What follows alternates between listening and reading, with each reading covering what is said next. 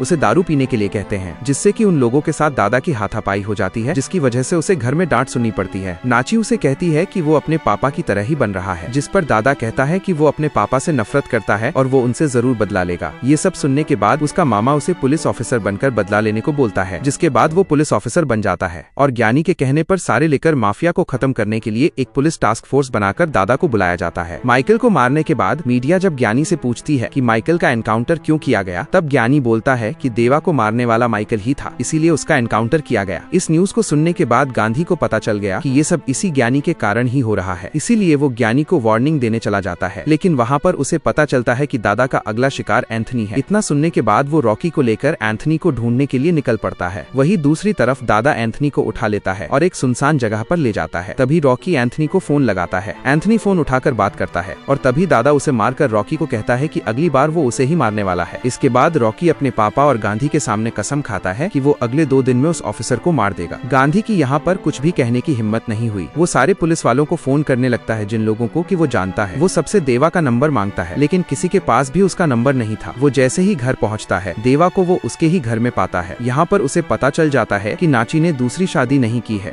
दादा अपने पापा को कहता है कि वो उसे नहीं मारेगा, लेकिन उसे बर्बाद जरूर करेगा। इस पर गांधी उसे कहता है कि अभी तक उसने जो भी किया उतने में ही वो शांत हो जाए, नहीं तो वो भूल जाएगा कि वो उसका बेटा है। नेक्स्ट सीन में हम रॉकी को देखते हैं, जो कि स्पेशल टास्क फोर्स में जितने भी पुलिस हैं सबका फोटो लाकर उनमें से दादा को ढूंढता है और प्लान बनाता है कि वो लोग नेक्स्ट डे दादा को मार देंगे। इसके बाद सब लोग अपने अपने घर चले जाते हैं। गांधी भी वहाँ से निकल जाता है, लेकिन कुछ दूर जाकर रुक जाता है और रॉकी को फोन करके बाहर आने को बोलता है। यहाँ पर गांधी रॉकी को सब सच बता देता है कि दादा उसका ही बेटा है और वो ज्ञानी और उसके नाना की वजह से ऐसा बन गया है। ये सब सुनकर रॉकी के मन में जो दादा के लिए गुस्सा था वो कम हो जाता है और गांधी के साथ मिलकर उसे मनाने चला जाता है। वही दूसरी तरफ दादा ने अपना अगला शिकार रॉकी को चुन लिया था और तभी रॉकी और गांधी दादा के सीक्रेट ऑफिस में जाकर पहुंच जाते हैं। रॉकी दादा को बहुत समझाता है कि वो दिमाग से अपने पापा के लिए जो नफरत है उसे निकाल दे, लेकिन वो रॉकी की कोई भी बात समझने को तैयार नहीं था। इसके बाद वो गांधी के सामने ही रॉकी को मार देता है, जिससे गांधी गुस्से में वहाँ पर मौजूद सारे ऑफिसर्स को मार देता है, लेकिन वो दादा को नहीं मार पाता और उसे बेहोश करके छोड़ देता है। इसके बाद गांधी नाची से मिलता है और कहता है कि उसका बेटा आज मरते मरते बचा है और अगर उसकी सही सलामती चाहती हो तो उसे लेकर कहीं और चली जाओ। इतना कहकर गांधी वहाँ से चला जाता है। इसके बाद नाची अपने बेटे से मिलती है और उसे समझाने की कोशिश करती है, लेकिन वो अपनी माँ की बात सुनता ही नहीं है। उसके दिमाग में तो गांधी को बर्बाद करने का भूत ही सवार है। दूसरी तरफ देखते हैं कि सत्या अब दादा को मारने की कसम खा लेता है। तभी न्यूज पे ज्ञानी को दिखाया जाता है, जिसे देखकर सत्या कहता है कि सारा प्लान इसी का ही है, इसीलिए इसे ही पहले मारो। इसके बाद सत्या ज्ञानी को फोन करके धमकी देता है कि वो उसे मार देगा और सत्या से बात करने के बाद ज्ञानी जैसे ही फोन काटता है, एक आदमी उसके पास आकर कहता देखता है कि एक औरत उससे मिलने आई है। ज्ञानी खिड़की से उस औरत को देखकर पहचान लेता है कि ये औरत गांधी की पत्नी है। नेक्स्ट सीन में हम गांधी को देखते हैं। वो ज्ञानी को मारने के लिए निकला ही था कि वहाँ उसकी पत्नी आ जाती है। वो कहती है कि वो और उसका बेटा जल्द ही ये शहर छोड़कर चले जाएंगे। इस पर गांधी पूछता है कि उसका बेटा इतनी जल्दी कैसे मान गया। तभी उसकी पत्नी कहती है कि उसका बेटा नहीं माना, इसीलिए उसने सीएम को कहकर उसे मनवाया। ये सब सुनकर गांधी समझ जाता है कि अभी उसके बेटे के लिए ज्ञानी ही सबसे बड़ा खतरा है। इसीलिए वो अपने बेटे से मिलने हॉस्पिटल जा पहुंचता है और वहाँ पर जाकर उसे पता चलता है कि उसका बेटा तो सीएम से मिलने गया है। वो हॉस्पिटल से जैसे ही निकलता है उसे ज्ञानी फोन करता है और कहता है कि उसका बेटा उसके कब्जे में है और अगर उसे अपने बच्चे को बचाना है तो उसे सत्या को मारना होगा। ये सब कुछ ज्ञानी से सुनने के बाद गांधी को समझ में ही नहीं आता कि वो क्या करेगा। सत्या को वो अपने भाई जैसा प्यार करता है, इसीलिए वो फिर से ज्ञानी से मिलने जाता है। फिर से ज्ञानी उसे कहता है कि तू बहुत लेट कर रहा है, अगर तूने सत्या को नहीं मारा तो मैं तेरे बेटे को मार दूंगा। गांधी वहाँ से चला आता है और फैसला करता है कि वो सत्या को सब सच बता देगा, इसीलिए वो सत्या से मिलने चला जाता है। तभी ज्ञानी एक और खेल खेल देता है। दादा ने जब रॉकी को मारा था तब उसने मारते वक्त वीडियो रिकॉर्डिंग कर ली थी। उस वीडियो क्लिप को ज्ञानी सत्या को भेज देता है। सत्या उस वीडियो को गांधी को दिखाकर कहता है कि देख गांधी, कैसे मेरे बेटे को मारा उसने, मैं उसे जिंदा नहीं छोड़ूंगा, उसे तड़पा तड़पा कर मारूंगा। गांधी ये सब सुनकर अपने आप को रोक नहीं पाता और बता देता है कि उसके बेटे को मारने वाला पुलिस वाला गांधी का ही बेटा दादा है। ये बात सुनकर सत्या का दिमाग हिल जाता है और वो सोचता है कि गांधी जानबूझकर अपने बेटे को बचाने के लिए चुप बैठा है। वो गांधी को बहुत पीटता है। तभी उसके लोग भी वहाँ पर पहुँच जाते हैं और पूछने लगते हैं कि वो गांधी को क्यों मार रहा है। सत्या अपने लोगों को बता देता है कि उसके बेटे को मारने वाला इंसान गांधी का ही बेटा है। तभी सत्या फैसला लेता है कि वो दादा को मार देगा। गांधी उसे बहुत समझाता है लेकिन सत्या उसकी एक भी बात नहीं सुनता, इसीलिए गांधी उसे और उसके लोगों को वहाँ पर मार देता है। इसके बाद वो एक सुनसान जगह पर जाकर उस कार को जला देता है। तभी वहाँ पे दादा आ जाता है और अपने पापा को लेकर वहाँ से चला जाता है। रास्ते में वो अपने पापा को कहता है कि उसे ज्ञानी ने किडनैप नहीं किया था, उसने खुद ज्ञानी से ये सब बुलवाया था। ये सब उसका ही प्लान था ताकि उसका पापा उसके किडनैप की बात सुनकर खुद ही अपने दोस्त सत्या को मार डाले। इसके साथ दादा कहता है कि वो बचपन से ही इसी बदले में था कि वो अपने पापा के दोस्तों और रॉकी को मार डालेगा और आज वो बदला पूरा हुआ। ये सब सुनकर गांधी भी एक प्लान बनाता है। उसे मालूम था कि सब मर चुके हैं लेकिन ज्ञानी अभी भी जिंदा है और इन सभी के लिए ज्ञानी भी जिम्मेदार है, इसीलिए वो अपने बेटे से पूछता है कि उसकी माँ कहाँ है। गांधी जानता था कि उसकी बीवी उसके ही घर में होगी। गांधी के पूछने पर दादा बोलता है कि उसकी माँ तो उसके घर में ही होगी और कहाँ होगी। गांधी उसे उकसाते हुए कहता है कि उसका पूरा गैंग खत्म हो गया है और अभी सिर्फ वो बाकी है, इसीलिए ज्ञानी उसकी बीवी को किडनैप करके दादा को गांधी को मारने को बोलेगा या गांधी को दादा को मारने को कहेगा। ये सब सुनकर दादा बोलता है कि अगर ऐसा हुआ तो वो ज्ञानी को मार देगा। इसके बाद गांधी दादा को ज्ञानी के पास भेज देता है और उसे कहता है कि वो ज्ञानी के पास जाकर उसे अपनी बातों में उलझा कर रखे और उसे पता है कि उसकी माँ को ज्ञानी ने अपने गोडाउन में रखा होगा, इसीलिए वो उसकी माँ को बचाने जाएगा। ज्ञानी के लोग गांधी को देखने के बाद जरूर ज्ञानी को फोन करेंगे और जैसे ही ज्ञानी को पता चलेगा कि गांधी उसकी बीवी को बचाने पहुंच गया है तब ज्ञानी का चेहरा उतर जाएगा। उसी वक्त दादा को भी पता चल जाएगा कि उसकी माँ को सच में ज्ञानी ने ही किडनैप किया है। इतना सुनकर दादा ज्ञानी से मिलने पहुंच जाता है और वो ज्ञानी को अपनी बातों से उलझाए रखता है। तभी गांधी ज्ञानी को फोन करता है और अपने प्लान के बारे में कहता है। ज्ञानी को जैसे ही पता चलता है कि दादा उसे मारने आया है उसका चेहरा उतर जाता है, जिसे देखकर दादा को यकीन आ जाता है कि उसका बाप उससे सच ही बोल रहा था और उसकी माँ को ज्ञानी ने ही किडनैप किया है, इसीलिए वो ज्ञानी को मार देता है। इसके बाद गांधी अपने बेटे को फोन करता है और कहता है कि उसकी माँ ठीक है और वो उसके ही घर में थी। इसके साथ वो दादा को ये भी कहता है कि उसकी माँ को ज्ञानी ने किडनैप नहीं किया था, ये सब उसका ही प्लान था। इसके बाद वो अपने बारे में कहता है कि वो अपनी सारी संपत्ति दान कर देगा और इसके साथ सारे बार और फैक्ट्री बंद कर देगा। वो दादा को समझाता है कि अगर बापू के आदर्शों से जीने वाले लोग अच्छे हैं तो अगर कोई अपने ही आदर्श लेकर जीवन बिताए वो कैसे गलत हो सकता है। गांधी ने अपना जीवन गलत तरीके से जिया है, पर अगर ये सब गलत है तो वो और उसकी माँ जो जबरदस्ती उसे जीना सिखा रहे हैं क्या वो सही है। दादा को समझ में आ जाता है कि उसके पापा सही थे और उसकी माँ और वो गलत। तभी वहाँ पर पुलिस आ जाती है और एक सीएम को मारने के जुर्म में उसे गिरफ्तार किया जाता है और इसी के साथ इस मूवी का एक्सप्लेनेशन खत्म होता है। तो दोस्तों ये थी फिल्म महान की पूरी कहानी। एक ऐसा इंसान जिसे बचपन से आदर्शों में बांध दिया गया, जिसने आजादी पाने के लिए गलत रास्ता चुना और उसी आजादी की कीमत अपने ही बेटे से चुका दी। ये फिल्म हमें यही सिखाती है कि आदर्श अगर जबरदस्ती थोपे जाएं तो वो इंसान को महान नहीं विद्रोही बना देते हैं। गांधी ने गलत रास्ता चुना, दादा ने बदले का रास्ता चुना और आखिर में दोनों ही रास्तों का अंजाम तबाही था। सवाल सिर्फ ये है, क्या सही वही है जो समाज तय करे या सही वही है जो इंसान अपने विवेक से चुने। अगर आपको ये कहानी पसंद आई हो तो वीडियो को लाइक जरूर करना, चैनल को सब्सक्राइब करना मत भूलना और कमेंट में बताना आप गांधी की जगह होते तो क्या करते। मिलते हैं अगली कहानी के साथ, तब तक के लिए जय हिंद।